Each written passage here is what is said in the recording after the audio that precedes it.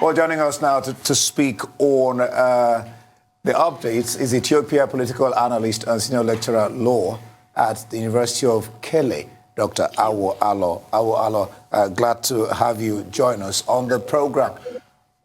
Well, the Prime Minister Abiy Ahmed is claiming that the Ethiopian forces are in full control of the capital of Tigray, that's Mekelle, whereas the leader, Debretsion, that's what he's called, is vowing, he spoke to Reuters, to fight on. Is that just an empty talk? And what do you make of the claim of the Prime Minister Abiy Ahmed? Well, I think there is some element of truth to the claim that the Ethiopian armed forces are in control, at least after the Tigray regional government left the capital city and moved to the mountains. The conventional armed confrontation between the forces of the regional government and the federal government has ended. So from that point of view, the claim that we have controlled Mekelle and the Tigray regional government is true, but that does not mean that this is the end of the war in the Tigray regional government, because what we now have is basically a guerrilla insurgency fighting between the federal government and the Tigray regional government. Yes, I'm glad you spoke of the guerrilla elements, because just looking at the fallout already, a month into the war, and already they're talking about thousands of people dead and 45,000 going over the border as refugees to Sudan. When you talk of the guerrilla elements, which are the refugees who are in the mountains, do you foresee that this then is pointing towards a more enduring form of warfare? Or, how long do you project this tension will last in that region? It is very difficult to predict. And I think when this war started, a lot of us actually expected the conventional confrontation between the federal government and the regional government to go on for certainly longer than a month. The government initially said that this is going to be a very quick, targeted surgical operation with achievable goals. They were, I think, under the assumption that it would be complete within a few days' time. It went on for 4 weeks. But still, a lot of us expected that the Tigray regional government would be able to fight on for a significantly longer period. That did not happen. But historically speaking, the TPLF that leads this particular region had a very long history of fighting an insurgency war. But this was some 30 years ago, and most people who fought in that war were people who are now significantly older, gotten used to a much more comfortable life because they were politically dominant at the center until the current prime minister came to power. And we also live in a slightly different moment, a different context from an ideological point of view. So this generation is slightly different from the generation of the 1970s and 80s who fought that insurgency war. But I think the resentment in the Tigray region is so deep that the raw materials for a sustained insurgency and guerrilla war is there. And I think it is very likely that we will see a protracted military stalemate in that part of the country. It seems as though at the crux of this issue is definitely what seems to be ethnic differences and ethnic tensions. If we were to look at Abiy Ahmed himself, he did come in on a wave of revolution and of change. We all know that he won the Nobel Peace Prize for ending that tension between Ethiopia and Eritrea. So within a year, to see so much conflict within the country along ethnic lines, it is a little difficult. So if we have a country like Ethiopia, much like a lot of Africa, but if we focus on Ethiopia itself, that has so much ethnic differences, so much ethnic diversity, surely the manner in which this current conflict ends would lend us to hopefully think that if it does end badly, we could see other ethnic groups also taking up arms. Do you foresee that, or do you foresee the end of this conflict happening peacefully for Ethiopia's future? That's really a very good question in relation to Ethiopia, particularly because ethnicity, identity politics generally seems to have a very bad reputation.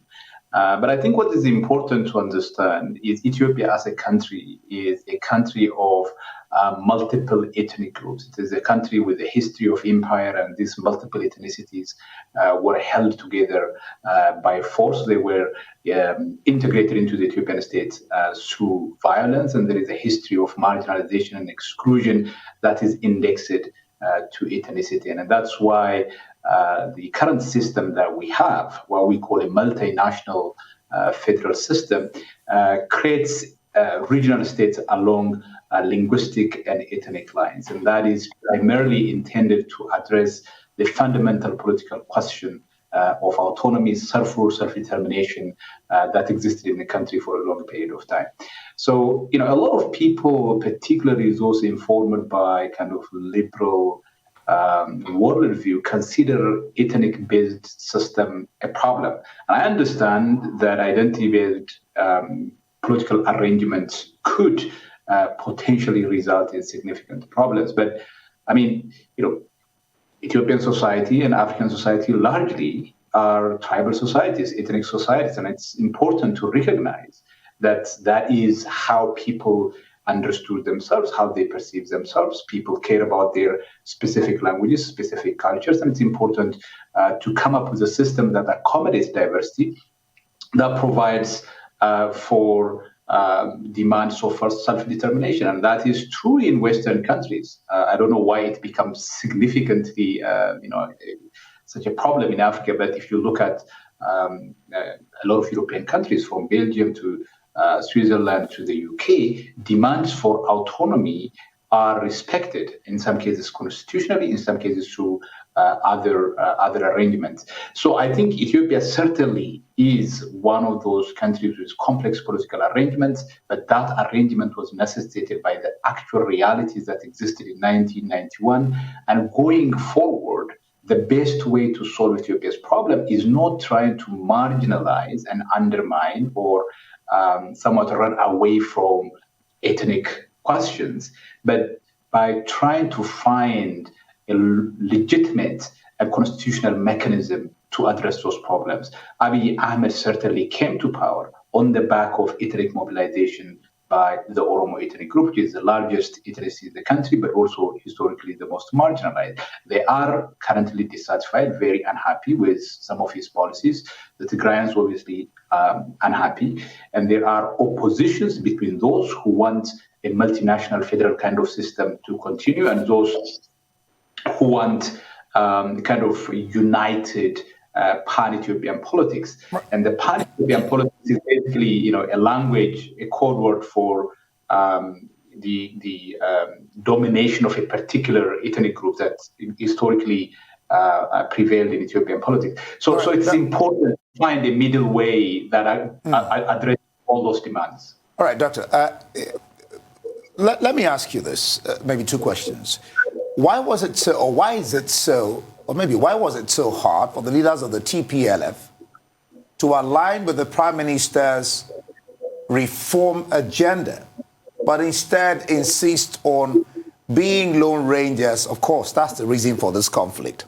And then the second question will be, do you think the Prime Minister, Abiy Ahmed, could have handled this other way?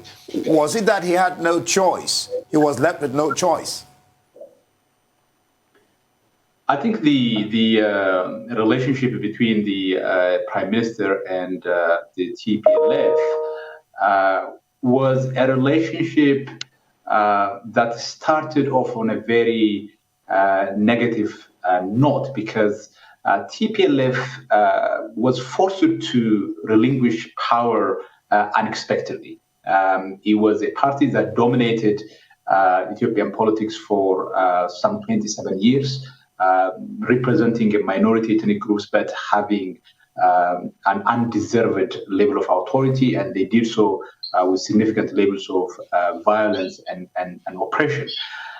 When they were forced out of power, I don't think they expected that Abiy Ahmed would go far in terms of sidelining them, marginalizing them, and coming up with his own policies, including policies that made them unhappy. So, for example, they were unhappy with the way in which the prime minister went about striking a deal with Eritrea.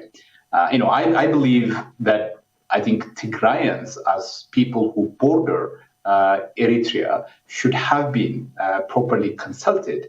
But I think Abiy Ahmed did not do that, and they were unhappy about that. There are a range of other factors in terms of how that relationship was handled in the aftermath of their departure from power. And that relationship, that animosity, over time kind of degenerated into an ideological difference. So, okay, very briefly, sorry, because I know we're almost out of time. I liked how you spoke on the desire for people to accept a group's will for self-determination. So could you now help us understand what are the reservations a political leader might have to wanting to, perhaps, even vulnerability of not being able to consolidate power? How can they overcome that vulnerability so that they are more open-handed and ready to negotiate the kind of agreement you spoke of? I think the war itself really ruptured the kind of social fabric between the various groups within the country. So it made the likelihood of a democratic transition a lot more difficult. But again, the only way out for Ethiopia's political predicament is more dialogue and more dialogue again. There is no other way. And I think for me, somebody who has been looking at Ethiopian politics for the last 15 years consistently, the best way forward for Ethiopia is to strengthen the existing multinational federal arrangement. The problem for most people about the current arrangement that it was not democratic. It's not the structure itself. It was the fact that the structure was not allowed to work. It was abused. It was instrumentalized by TPLF. We now see the continuation of that instrumentalization of the system. So, for example, the legal system is used against the political opposition.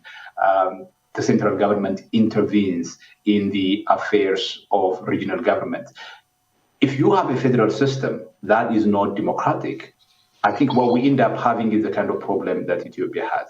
You cannot have a federal arrangement that is not democratic. And I think one way to do that is to make sure... Thank you, Doctor. Unfortunately, we don't have enough time to go into what you're saying, but we really do appreciate your time. Thank you, Dr. Awol Allo.